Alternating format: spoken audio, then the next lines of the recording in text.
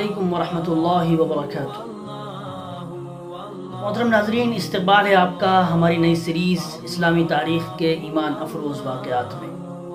میں ہوں آپ کا میزبان مفتی محمد انصار ندوی، اور آج کے ہمارے واقعے کا عنوان ہے اور پورا جنگل خالی ہو گیا۔ ناظرین کرام، اسلامی تاریخ میں ایک ایسا انوکھا، دلچسپ اور انٹرسٹنگ واقعہ پیش آیا ہے کہ جہاں میرے اور آپ جیسے ایک انسان نے درندوں، چرندوں اور چیر پھاڑ کر کھا جانے والے جانوروں سے بھرے جنگل کو یہ کہہ کر کہ ہم یہاں رہنا چاہتے ہیں ایک آواز میں خالی کروا دیا اور وہاں اپنا ٹھکانہ بھی بنا لیا۔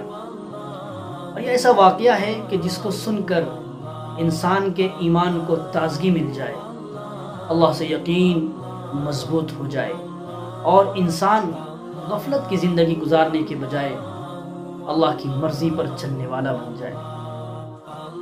آئیے بہت شارٹ اور مختصر وقت میں دیکھتے ہیں کہ واقعہ کیا ہے، لیکن پہلے سوال یہ پیدا ہوتا ہے کہ جنگل خالی کروانے والے شخص کون تھے اور وہ کس کے غلام تھے، یعنی کس کے طریقے کو فالو کرنے والے تھے، اور تیسری چیز کہ ان کے پاس ایسی کون سی طاقت تھی کہ جس کی وجہ سے انہوں نے درندوں سے بھرا جنگل منٹوں سیکنڈوں میں خالی کروا دیا۔ آئیے جانتے ہیں۔ اس عظیم شخص کا نام نامی اسم گرامی حضرت عقبہ بن نافع الفہری رضی اللہ تعالیٰ عنہ ہے، اور وہ غلام تھے میرے، آپ کے اور قیامت تک آنے والے تمام انسانوں کے نبی اور نبیوں کے سردار، مدینے کے تاجدار، پروردگار کے راج دلار اور ہم سب کے غم گسار حضرت محمد مصطفیٰ صلی اللہ علیہ وسلم کی ذات اقدس کے۔ اور تیسری چیز کہ ان کے پاس کون سی طاقت تھی، اس کو ہم اخیر میں بیان کریں گے کیونکہ اس کا تعلق وہیں سے ہے۔ بڑھتے ہیں اصل واقعے کی طرف۔ واقعہ دراصل یہ ہے کہ کاتب وحی حضرت امیر معاویہ رضی اللہ تعالیٰ عنہ نے حضرت عقبہ بن نافع رضی اللہ تعالیٰ عنہ کو صحابہ کی جماعت کے ساتھ افریقہ کا گورنر بنا کر وہاں روانہ فرمایا۔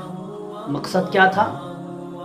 تاکہ صحابہ کی یہ جماعت وہاں جا کر دین کا پیغام پہنچائے، اللہ کے بندوں کو اللہ سے جوڑے اور زندگی کے طریقے سکھائے اور اسلام کی خوبصورت تعلیم دے۔ چنانچہ حضرت عقبہ بن نافع رضی اللہ تعالیٰ عنہ اور آپ کے ساتھیوں نے دین کی دعوت کو عام کیا اور افریقہ میں وہاں کے لوگوں کو اسلام کی دعوت پہنچائی، زندگی کے طریقے سکھائے اور اخلاق کی خوبصورت تعلیم بھی تھی، جس کے نتیجے میں افریقہ کے کئی ملک اسلام میں داخل ہونے لگے اور فتوحات کا زمانہ شروع ہو گیا۔ اور پھر جب ملکوں کے ملک فتح ہونے لگے تو اسلامی لشکر اور اس کے سامان کی حفاظت کی خاطر ایک چھاونی بنانے کا احساس ہوا اور ایک ٹھکانہ بنانے کی ضرورت پیش آئی۔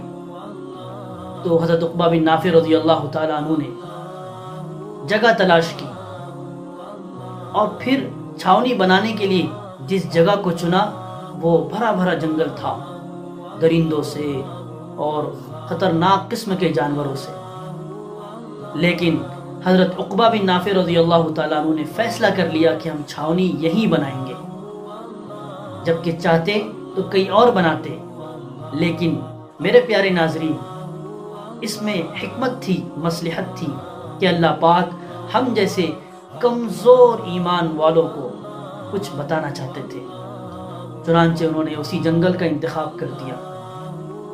اس کے بعد حضرت عقبہ بن نافع رضی اللہ تعالیٰ عنہ اپنے ساتھیوں کو لے کر جنگل میں آئے اور اللہ سے دعا کی کہ اللہ، ہم تیرے دین کی محنت کے لیے نکلے ہیں اور ہم ٹھکانہ چاہتے ہیں، ہماری مدد فرما۔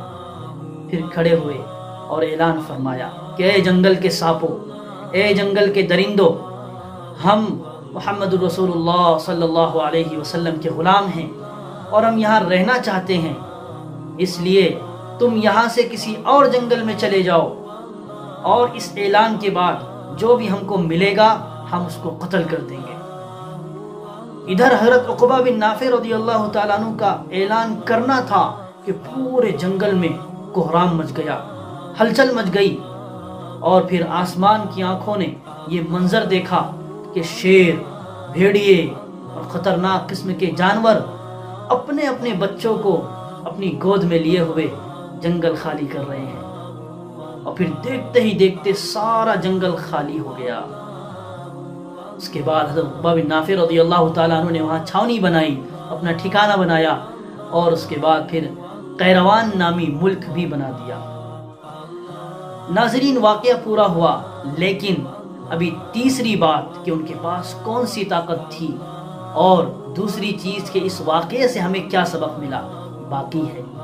آپ سننا چاہتے ہیں کہ ان کے پاس کون سی طاقت تھی؟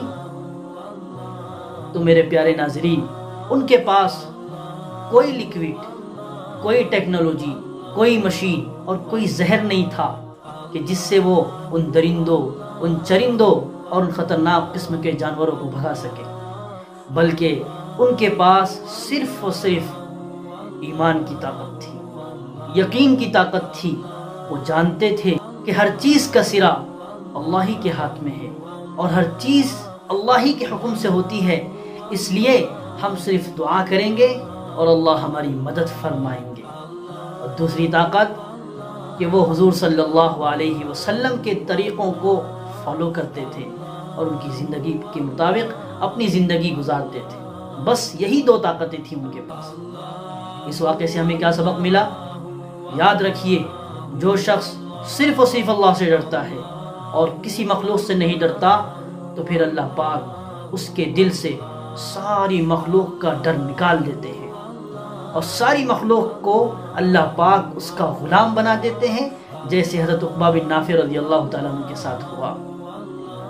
لیکن جو شخص اللہ کو بھول جاتا ہے اور مخلوق سے ڈرنے لگ جاتا ہے، تو پھر اللہ پاک اس کے دل میں ساری مخلوق کا خوف ڈال دیتے ہیں، اور بات یہاں تک پہنچ جاتی ہے، اتنا ڈر جاتا ہے، اتنا ڈر بیٹھ جاتا ہے کہ پھر ایک معمولی سے کاکروچ اور چھوٹے سے چوہے سے بھی ایسے ڈر جاتا ہے جیسے کہ کوئی بڑی مصیبت آ گئی ہو۔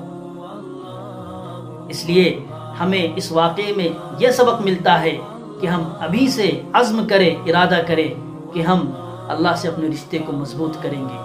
جو ہمارا رشتہ اللہ سے ٹوٹ گیا ہے یا کمزور ہو گیا ہے، اور حضور صلی اللہ علیہ وسلم کے جو طریقے ہماری زندگی سے چھوٹ رہے ہیں، تو ہم اس کو دوبارہ مضبوط کریں گے۔